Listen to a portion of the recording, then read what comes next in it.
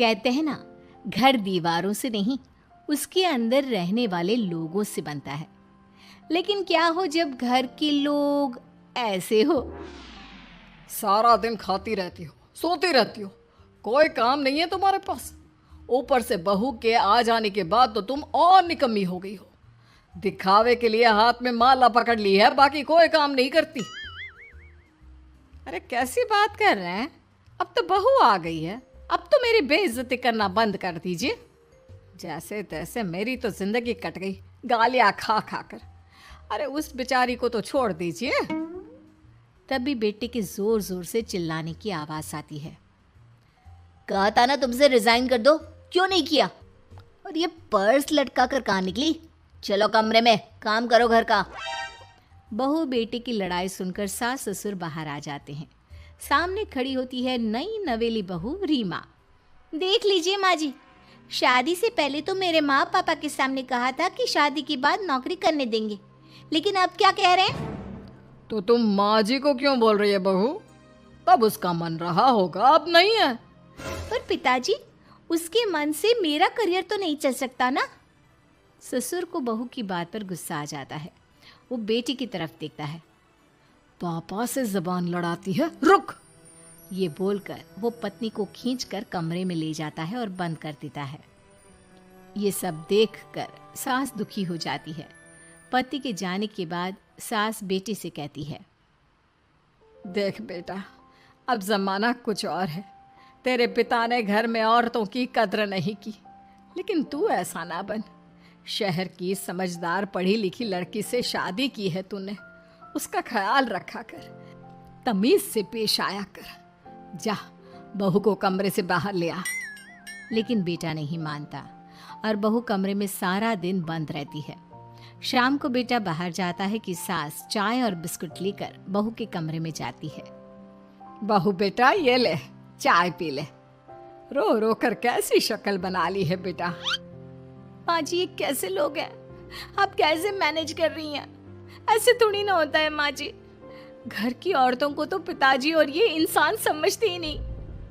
क्या करूं बेटा, मैंने तो जैसे तैसे सह लिया, लेकिन तू ना सहना। दोनों बात कर ही रहे थे कि ससुर आ जाते हैं। अच्छा, तो अब बहू को भड़का रही हो?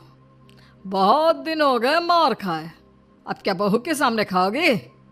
जाओ यहाँ से, और जरूरत नहीं है ज्यादा इस लड़की को सर पर चढ़ाने की, समझी? बहू को ससुर की बात पर गुस्सा आ जाता है, लेकिन वो कुछ नहीं कहती। आए दिन बहू देखती है कि कैसे उसकी सास और उसके साथ उसका ससुर और पति गंदा व्यवहार करते हैं। फिर एक दिन, ये क्या बनाया है? खाना बनाना नहीं आता क्या? ये बोलकर वो खाने की भरी सारी थाली फेंक देता है। अरे बेटा, कोई बात नहीं, शांत हो जा, मैं अभी बाहर से कुछ मंगवा देता हूँ। हाँ पापा, ऑर्डर करिए। ऐसे खाने से तो पेट भरने से रहा। वैसे खाना तुमको बनाना आता नहीं और बाहर जाकर नौकरी करना चाहती हो।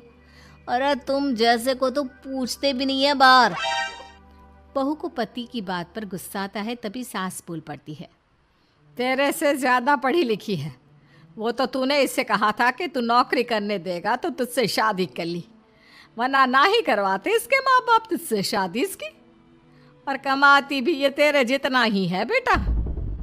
बहू हैरान रह जाती है कि जो सास खुद के लिए एक बार भी खड़ी नहीं हुई, वो उसके लिए बेटे को भी भला बुरा सुना रही है। उसकी नज़र में सास की इज्जत और बढ़ जाती है। वो सास को देखकर ये सब सोच ही रही थी कि उसके कान में एक जोर से चांटे की आवाज आती है। किसको किसको मार पड़ी?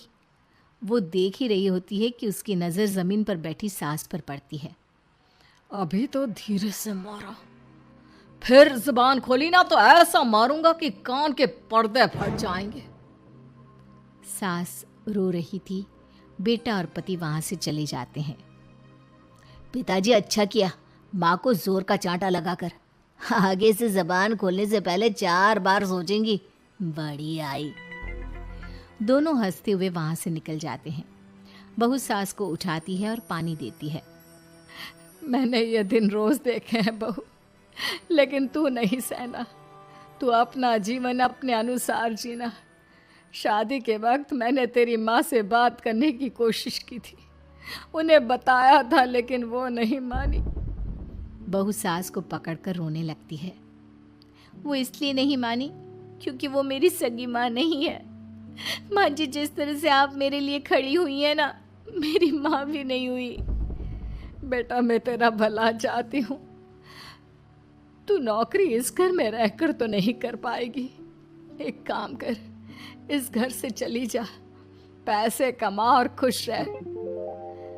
माँ जी, हो सकता है कल तक मैं आपके इस फैसले को मान जाती, लेकिन आज नहीं। माँ जी, आप यहाँ इस नर्क को झेले और मैं आपको छोड़कर चली जाऊं? नहीं, कभी नहीं। अगले रोज, सुनिए, वो क्या है ना, मुझे कुछ कपड़े और गहनों की ज़रूरत है, तो ज़रा पैसे दीजिए ना। अब आप घर के मर्द हो तो पैसे तो आपसे ही मांगूंगे ना। बुरा तो नहीं लग रहा ना आपको? नहीं नहीं, बुरा क्यों लगेगा। ये लो कार्ड, कर लेना शॉपिंग। अगले रोज, बिजली का बिल आया है 10,000 का, भर दीजिएगा। इतना बिल कैसे आ गया? बेटा, वो क्या है ना, सारा दिन बहू घर में रहती है तो कमरे में एसी और टीवी चलता रहता है। अब कम से कम बाहर जाए तो 4 पैसे कमा कर लाए। लेकिन हम लोगों को थोड़ी ना औरत की कमाई खानी है, वो तो मर्द ही करता है ना। पति पर्स देखता है और फिर हाँ माँ, ठीक बोल रही हो। खैर चलता हूँ, ऑफिस का वक्त हो गया है। पति ऑफिस से पिता को फोन करता है। पापा, घर के खर्चे तो बढ़ते ही जा रहे हैं, ऊपर से महंगाई आप देख रहे हैं। मैं सोच रहा हूँ क्यों ना मीना को नौकरी के लिए हाँ कर दूँ, 4 पैसे ही लाएगी ना घर में। वो तो तू ठीक बोल रहा है, लेकिन ये औरत की जात, कल को 4 पैसे कमाने लगे तो यह नहीं कि सर पर चढ़कर नाचे। हाँ पिताजी, बात तो सही है। वो तो आप हैं जो माँ को मुट्ठी में रखा है, वरना मेरी वाली तो। खैर, सोचते इस बारे में। शाम को पूरा परिवार साथ बैठा होता है। वो कल पनीर की सब्जी बनानी है तो थोड़े पैसे देकर जाना। और हाँ, कीर्तन भी रखा है संडे को, उसके लिए सामान की लिस्ट बना दी है, ले आना। पापा को दे दो, वो ले आएंगे। अरे पापा कहाँ से ले आएंगे, मेरे पास नहीं है पैसे वैसे। लो, पैसे ही नहीं है? मेरे पापा की जेब तो हमेशा नोटों से भरी रहती है। बेटा, लक्ष्मी को जो पूजता है ना, उसके पास लक्ष्मी रहती है। जो घर की औरतों को मारे पीटे, वो भला कैसे लक्ष्मी का लाभ ले सकता है? वाह वाह, क्या बात है, तो जबान खुल रही है तुम्हारी। लगता है भूल गई पुरानी मार और डांट, क्या? हाँ माँ जी, शांत हो जाइए। मैं नहीं देख सकती आपको मार खाता, और फिर हो सकता है कि मैं आपको बचाने आऊँ तो ये भी मुझे मारे। ठीक है बहू, मैं कुछ नहीं कहती, तू ये लिस्ट बस दे दे, मैं चलिए आराम करने। फिर अगले रोज, सुनिए जी, वो मायके जाना है। वो क्या है ना, शादी के बाद से गई नहीं, तो ट्रेन की टिकट बुक करवा देना। तो मैं भी तो साथ जाऊंगा ना तुम्हारे। तो ठीक है, फिर फ्लाइट की ही टिकट करवा दीजिए। वो क्या है ना, अच्छा थोड़ी ना लगता है आप पहली बार मेरे साथ जा रहे हो और हम ट्रेन से चले, ठीक है ना? पति ऑफिस जाता है, जहाँ उसका दोस्त कहता है, अरे क्या हो गया यार, परेशान सा दिख रहा है। तेरी तो नई नई शादी हुई है, भाभी परेशान कर रही है क्या? अरे नहीं यार, तू तो जानता है थोड़ी सी कमाई में घर चलाना मुश्किल हो रहा है। तू कैसे मैनेज करता है यार? कैसे क्या यार, तू जानता है ना मेरी बीवी रिया को, वो टीचर है, फिर घर में ट्यूशन करती है, साथ में बच्चे भी पढ़ लेते हैं। यार, घर नाम की गाड़ी दोनों पहियों के साथ चलने से ही चलती है। वो भी कमाती है और मैं भी, और चल रहा है घर बस। पति को दोस्त की बात समझ में आती है, लेकिन पिता का ज्ञान कैसे भूल सकता था? भाई, कल को सर पर चढ़कर नाचने लगी तो। शाम को घर आता है, जहाँ उसकी बुआ और उसका बेटा बैठे होते हैं। अरे आ गया लल्ला, कैसा थका थका सा लग रहा है, सब ठीक है ना? नमस्ते बुआ, कैसे आना हुआ? कैसा है रमेश? भाई को तो भाई की याद ही नहीं आती। अरे नहीं नहीं भैया, याद नहीं आती तो यहाँ कैसे आता। ये लीजिए मेरी शादी का कार्ड, जरूर आना। पति कार्ड खोलता है। डॉक्टर रश्मि। अरे वाह, तेरी होने वाली बीवी डॉक्टर है। और क्या भैया, आपकी बीवी इंजीनियर तो मेरी डॉक्टर। तभी वहां सास आ जाती है।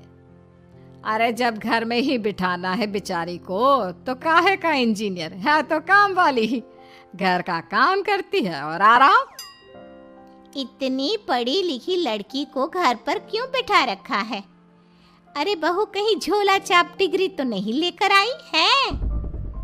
पत्नी की बुराई सुनकर पति को गुस्सा आता है। नहीं बुआ, यूनिवर्सिटी टॉपर है मेरी मीना, और हाँ बड़ी कंपनी में काम भी करती है। बस शादी के बाद कुछ महीनों की छुट्टी ली थी, अगले हफ्ते से ऑफिस शुरू हो जाएगा। क्यों मीना? तभी ससुर आ जाते हैं। हाँ लेकिन फिर घर का काम कैसे होगा, और पैसे कमाने लगेगी तो सर पर।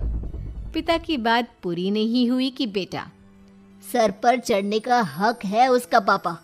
पत्नी है वो मेरी, यानी मेरे घर की रानी, और रानियां तो सर का ताज होती है। क्यों मीना? मीना पति की बात सुनकर शर्मा जाती है। वाह बेटा, तू सही समय में समझ गया कि औरतों की इज्जत करने वाले घर में शांति और लक्ष्मी का वास होता है।